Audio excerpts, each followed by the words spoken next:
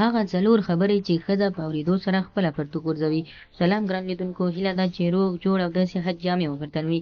زه یو ځل بیا ستاسو په خدمت کې د یو نوي ویډیو سره حاضر یم.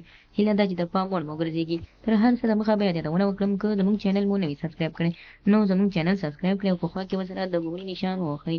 مننه. هغه څلور خبرې چې په اورېدو سره یې مېرمنه په خپله پرتوګ وغورځوي. د کوروالي په دوران کې ښځې غواړي چې هر رقم وي خاوند یې د مینې اظهار ورته وکړي.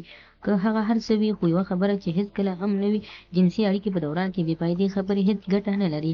د دې سره چې ښځې هم نور شهوت هم مړ کېږي. که غواړئ چې ښځه شهوت ته راولئ نو د ښځې صفت کوئ. ګورئ چې ښځه څنګه د باندې ځان مړ کوي.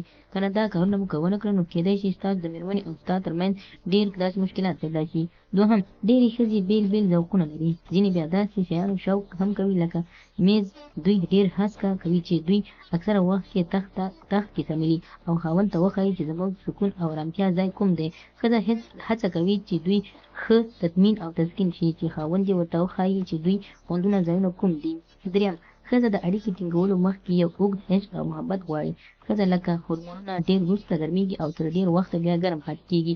څلورم، ښځې داسې د ژوند ملګری غواړي چې د دې ضرورت هم پوره کړي. یعنې په ساده مثال باید خپله مېرمن د سره یو ځای خلاص شي او باید هغه سړی دوی خوښ وي چې دغه زور ته یې ملا وتړي. یعنې د مېرمنې هغه شوق چې مېرمنې لري نو هم ورته پوره کړي او خپل شوق یې هم پوره کړي.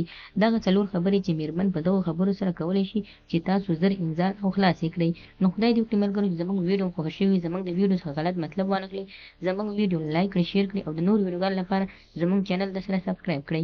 مننه.